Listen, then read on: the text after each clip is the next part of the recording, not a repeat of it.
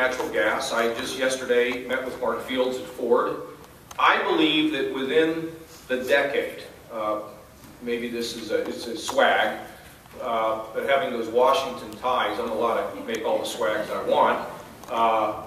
I think within 10 years we are going to see a very robust compressed natural gas industry here with the vehicles. You know, it'll start with the fleets and start with the bigger vehicles. We're actually in Ohio going to measure our fleet. Right now, we don't know when to turn cars in. I mean, you got no clue. I mean, this state has been so broken. We're now going to figure out when you should turn those vehicles in, how we can work with other states so we can build the compressing stations, which are very expensive, and begin to build out an infrastructure.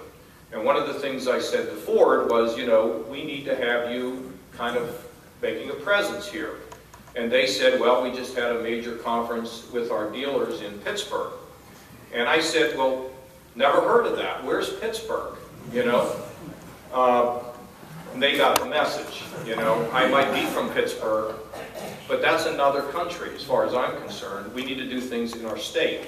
And the compressed natural gas industry, it'd be fantastic if we could get our fleets. And you know, local governments are looking into it. And it's amazing how many businesses now are saying, I really want to go to compressed natural gas. So the eastern part of our state, we need to have some statements from people that they assent this, because I believe it's going to happen, and I think it's darn exciting that Ohio's in the forefront. We've done an MOU with about 12 other states, and with I think my favorite Democrat governor, Governor Hickenlooper. He may be my favorite guy, and we're working with him on stuff in West Virginia and Tennessee. Is that right, Wayne? I got all the states right. And so look forward to that, and that's just fantastic.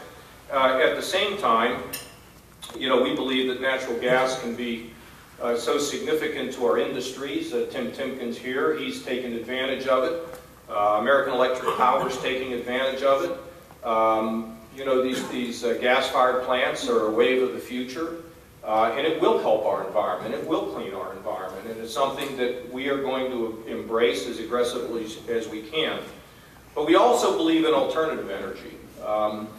We are, however, going to add to the renewable standards waste heat. We believe in solar and wind.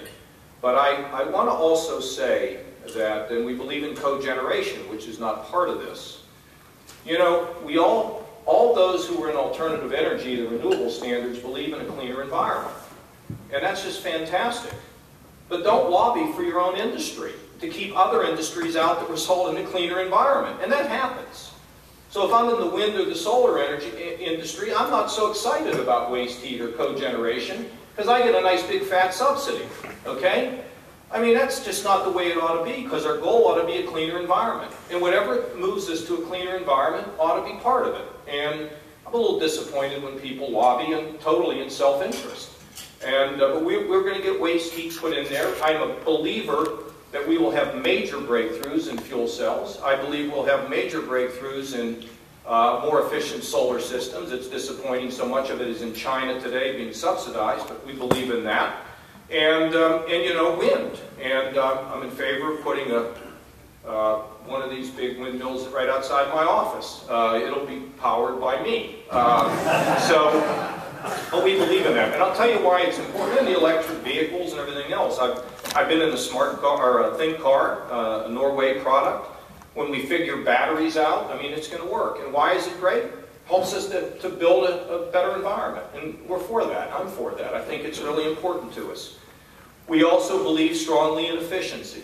And we've got to do efficiency in a way that, I tell you a little funny story. Back in 1977, I formed a group called the Citizens Committee on Energy. And I had meetings all over central Ohio on energy. We had a meeting on energy efficiency and all this when it was like 100 degrees outside. It had more panelists than I had attenders. But the point of the matter is we have not taken advantage of what we'd like to call the fifth fuel. I think it's what Daniel Yergin calls the fifth fuel, and that is the fuel of efficiency.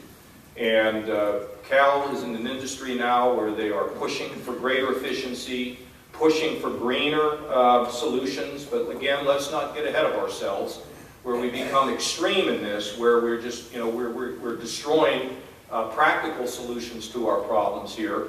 But we are beginning now to move in the state of Ohio to set a good example for efficiency, and I've invited industry to tell us how we can do a much better job of being able to take energy efficiency incentives to the private sector so that we can begin to think about that and pay for that in a way that's going to yield us greater productivity.